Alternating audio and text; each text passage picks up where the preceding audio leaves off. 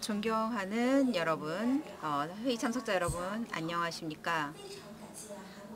한국 쪽에서 히포에서 이번에 포럼을 주최해 주셔서 감사드립니다. 저는 중국 국가주식재산국의 특허국 디자인 심사부에서 왔습니다. 리원린이라고 합니다. 중국의 디자인 발전 사를 말씀드리고 이어서 지금 직면한 문제들에 대해서 말씀을 드리겠습니다. 우선 첫 번째 부분에서는 제가 집중적으로 중국 특허법 4차 개정에서 나왔던 디자인과 관련된 부분의 내용을 집중적으로 설명을 드릴 거고요. 그리고 이제 저희가 받고 있는 도전에 대한 얘기를 하도록 하겠습니다. 1984년 저희가 관련법을 개정을 했습니다. 그러면서 디자인이 중국 특허법의 보호를 받기 시작했습니다. 지금까지 중국에서는 특허법이 총 4차례 개정이 됐습니다. 1992년과 2020년의 개정이 디자인 관련 제도를 개선을 했다라고 할 수 있다면 2008년도와 2020년의 개정안에서는 디자인 관련 전반적인 개정이 비교적 크게 이루어졌습니다. 08년도 3차 개정에서 디자인 개념에 대한 정의, 그리고 디자인 제도의 도입, 그리고 특허권 평가 보고서 제도 도입, 이러한 부분이 가장 두드러집니다. 그리고 최근에 있었던 4차 개정에서는 보다 발전된 모습을 볼 수 있는데요. 디자인의 범위를 확대 적용을 했고 보호 대상이 확대되었고 디자인에 있어서 자국 우선 제도가 도입이 됐습니다. 또한 특허권 평가 보고 제도도 개선이 됐습니다. 이러한 것들을 보면 디자인이 기술 발전에 따라서 변화하고 있다라는 것, 그리고 이에 따라서 법도 변화하고 있다라는 것을 알 수 있겠습니다.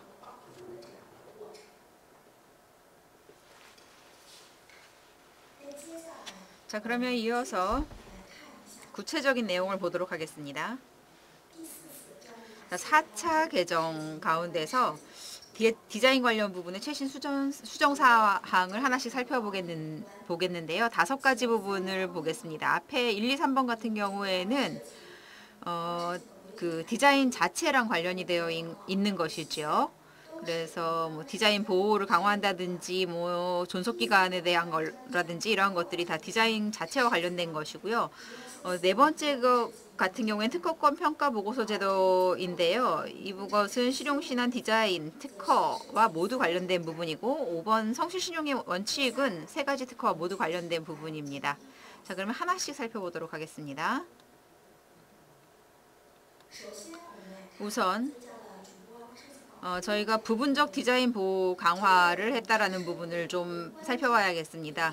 사회적으로 굉장히 많은 관심을 받았던 부분이고 이번에 있었던 개정 중에서 굉장히 중요한 부분입니다. 6월 1일 저희가 정식으로 시행되기 이전까지 중국은 물품 전체에 관련된 디자인을 보호를 했습니다. 그런데 이번 수정에 따라서 부분적이라는 말이 다시 추가가 됐죠. 그러니까 다시 말해서 특허법 에서 특허법 정의에 있어서 디자인이란 물품 전체 혹은 부분적인 형상, 도안 및 도안과 결합된 부분, 색채, 형상, 도안의 결합으로 만들어낸 미감이 풍부한 것이다. 그것으로 산업에, 공업에 활용되기 적합한 새로운 디자인을 말한다라고 정의를 내렸습니다. 이것이 무슨 뜻이냐 하면 사회가 변화하고 발전하면서 전통적인 디자인에 대한 개념의 변화가 있었다라는 겁니다. 그렇기 때문에 디자인이 유형의 실체라는 이러한 틀에서 벗어나 점차 다양해진다라는 것이고요. 특히 가상의 세계, 사이버 디자인 이러한 것들도 여기에 포함이 된다는 겁니다. 따라서 실체가 없는 그러한 경우들이 생겨나는 거죠. 또한 창작자가 전혀 다른 디자인을 창작하는 것이 아니라 일부분에 대한 어떤 개선에 해당하는 그러한 디자인을 제시하기도 합니다. 이런 상황 속에서도 저희가 이번 개정안에서 어떤 부분적인 디자인도 보호 대상에 포함한다라고 규정을 했습니다. 사례를 하나 보면 예전 같으면 만약에 컵에 대한 디자인을 본다라고 했을 때 컵 전체의 디자인을 보호했다라고 한다면 이제는 컵의 손잡이 이 부분이 만약에 창의적이다라고 한다면 이러한 부분적인 디자인 또한 이 특허법의 보호 대상이 된다라는 의미입니다. 물론 뭐 구체적인 조건이나 어떤 그런 것들은 세칙이나 심사 지침서 등을 참고해야겠습니다. 자, 두 번째로 좀 중요한 수정 내용이 국내 우선권 제도를 도입했다라는 겁니다. 중국은 1992년도 특허법 1차 개정에서 발명과 실용 신안의 국내 우선권 제도를 도입했습니다. 그런데 현재 수요가 점점 늘어나면서 3차 개정에서는 디자인 분야에 있어서도 이 유사 디자인이라는 제도가 도입이 되었습니다. 그리고 이번 수정에서는 부분적 디자인 보호 제도가 도입이 되었죠. 그리고 현재 중국도 헤이그 협정 가입을 적극 고려하고 있습니다. 그래서 이러한 다양한 요소를 고려해서 자국 우선권 제도를 개선하게 되었습니다. 그러니까 디자인에 대한 자국 우선권도 이제는 가능해졌다라고 할 수 있겠습니다. 다시 말해 신출원인이 중국에서 최초로 발명 혹은 실용신안의 특허를 출원한 날로부터 12개월 이내에 혹은 중국에서 처음으로 디자인 특허를 시청한 날로부터 6개월 이내라면 국무원 특허 행정부처의 동일한 주제에 관해 특허를 출원하였을 경우 우선권을 갖고 있다라고 규정이 되었습니다. 오늘까지 보면 6월 1일부터 개선하면 딱 시행한 지 한 달이 되는데요. 출원 관련 데이터를 보면 실제로 저희 사회적인 대중이나 어떤 창작자들이 부분적 디자인이나 자국 우선권 등에 대해 굉장히 큰 관심이 있다는 것을 알 수 있습니다. 자, 세 번째 것을 보겠습니다. 디자인 특허 보호 기간, 즉 권리 존속 기간이 이전에 10년에서 이제 15년으로 연장이 됐습니다. 물론 이 기간은 출원일로부터 계산이 됩니다. 그리고 창작자 등에 대한 수요도 고려가 된 것이고 중국이 헤이그 협정 가입을 하려고 준비하고 있다는 부분도 고려된 수정안입니다. 자, 앞에서 저희가 특허권 평가 보고 제도를 언급을 했었는데요. 실용신안의 특허,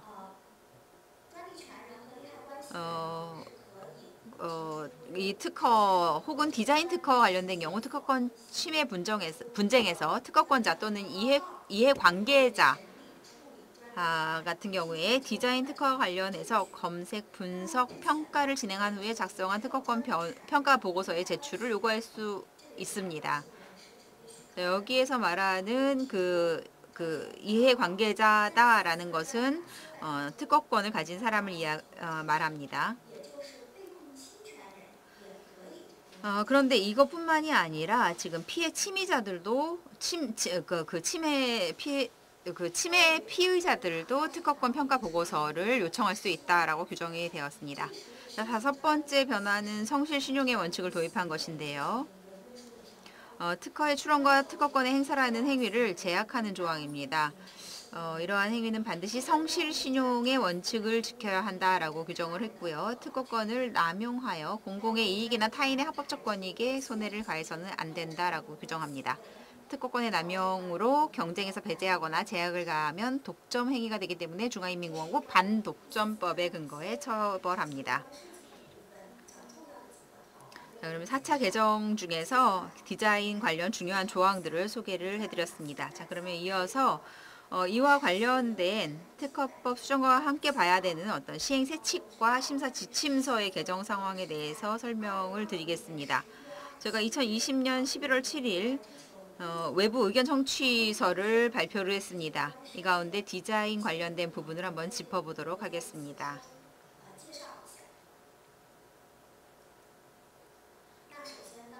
자, 우선 부분적 디자인 출원과 관련된 것인데요. 부분적 부분적 디자인 특허를 출원하는 이 부분에 대해서 이 부분적 디자인을 보호받고자 할지라도 그 부분을 포함한 물품 전체가 도면에 나와야 한다라고 규정을 합니다. 그러니까 부분적 특허를 출원할 때에도 물품 전체의 도면을 제출해야 되고, 점선이나 뭐 다른 방법을 통해서 보호가 필요한 부분의 내용을 정확하게 표기를 해야 합니다. 그러니까 물품의 명칭과 도면을 제출했어도 이게 이의가 있다면 필요할 경우에는 명세서에 보호가 필요한 부분을 명확히 기록을 해주셔야 합니다.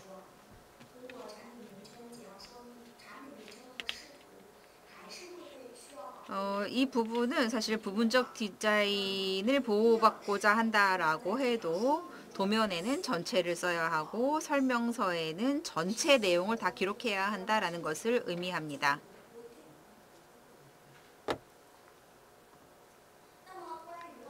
자, 이어서 디자인의 자국 우선권 관련 세칙을 보면, 선출원의 주체는 디자인, 발명, 실용 신안의 첨부 도면에 나타난 동일 주체일 수 있다라고 규정하고 있습니다.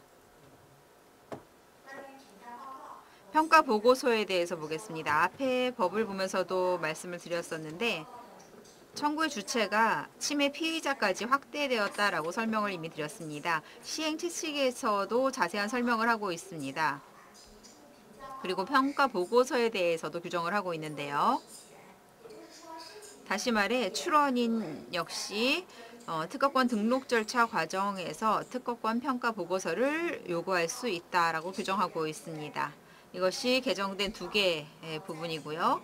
그런데 작년에 외부 의견 청취서를 발표한 이후에 사회 각계의 관심과 다양한 의견들을 지금 받고 있습니다. 우리 국에서 이를 정리해서 연구를 했고요. 최종 판본을 기준으로 말씀을 드리겠습니다. 그러니까 최종 판본이라고, 그러니까 시행세칙의 최종 판본을 기준으로 말씀을 드리겠습니다. 연말에 나온 외부 의견 청취서에 따라 출원인은 발명이나 디자인 특허 출원에 대하여 지연 심사를 요청할 수 있다라고 규정했습니다. 저희가 성실 신용의 원칙을 이제 이야기를 하는데, 이것은 세 개의 특허권에 모두 적용이 되는 거죠. 그래서 디자인에 있어서도 성실 신용의 원칙을 적용해 보고자 했습니다, 이번에. 자, 여러분이 특히 주목하는 부분이 바로 GUI와 관련된 보호일 건데요. 저희 국에서도 지속적으로 이 부분에 대한 개선에 주목을 하고 있습니다. 특허법 개정 전인 2014년도죠. 5월 1일에 저희가 심사 지침서를 통해서 GUI 보호를 규정을 한 바가 있었습니다. 당시에 법적인 한계로 인해서 GUI의 도면은 반드시 물품과 결합된 형태로 제시되어야 한다라고 했고요. 도면의 GUI 이외에도 해당 제품의 완전한 전체 디자인이 명확히 제시되어야 한다라고 규정을 했었습니다. 그래서 도면에 대한 요구 조건이 당시에 아주 많기도 하고 까다롭기도 했죠. 그런데 일정 기간 동안 이러한 것을 시행한 이후에 다양한 피드백을 반영을 해서 디자인 특허 보호를 위해서 다시 수정을 하게 되었습니다. 만약에 이 GUI가 보호의 중점적인 대상이고, 그리고 물품 자체는 보호의 중심적인 대상이 아닐 경우에 전체 도면은 생략을 할 수 있고요. 이 GUI를 보여주는 제품의 메인 도면만 제출을 하면 됩니다. 다시 말해서 GUI를 포함한 제품의 메인 도면만 제출하면 된다라는 겁니다. 물론 이와 관련된 명세서나 도면에 대한 규정은 또 별도 규정이 있습니다. 자, 그리고 저희가 계속해서 창작자들과의 지속적인 피드백과 조사를 진행을 했습니다. 그리고 이를 통해서 추가 개선을 했습니다. 2019년도 11월 1일에 심사 지침서를 또 한 번 개정을 했습니다. 여기에서 만약에 디자인의 중점이 GUI에만 국한되어 있다라고 한다면 스크린 패널 형식으로 GUI를 제출해도 된다라고 명문으로 규정을 했습니다. 여기에서 이 스크린 패널에 GUI를 탑재한 GUI를 탑재한 매체가 되는 거죠. 스크린 패널이요. 그리고 이 명세서에 이러한 패널들이 어떠한 매체나 장치에서 사용될지를 하나하나 다 열거해서 쓰면 됩니다. 이것이 개선된 부분입니다. 물론 특허법의 4차 개정에 디자인이 포함이 된 이후에 GUI를 부분적 디자인에 포함을 시킨다면 도면을 어떻게 제출해야 할지, 그리고 또 규정은 어떻게 추가를 해야지 이 창작자들이 원하는 부분을 좀 충족하고 또 GUI를 잘 보호할 수 있을지, 이러한 문제들에 대해서는 저희가 계속해서 고민을 하고 있습니다. 현재 열심히 연구 중입니다. 네, 물론 이러한 새로운 기술이나 산업, 이러한 것들은 자동화라는 보조 장치가 필요합니다. 이 출원 건수가 늘어나면서 저희도 심사 품질과 심사의 효율성을 높여야겠죠. 그래서 이런 상황 속에서 현재 새로운 기술들을 심사 과정에도 활용을 하고 있습니다. 이를 위해서 저희가 검색 툴, 심사 툴, 분류 툴을 모두 개발을 했습니다. 검색 툴을 보면 평가 보고서를 작성할 때 디자인 스마트 검색 시스템, 저희는 이제 D 시스템이라고 줄여서 이야기를 하는데요. 이것을 활용합니다. 하지만 그 심사 전에 예비 검색을 진행하는 거지요. D 시스템을 활용해서. 다시 말해서 신청 시스템에 신청서가 제출돼서 심사원이 심사를 진행하기 이전에 시스템이 자동으로 한번 돌려봅니다.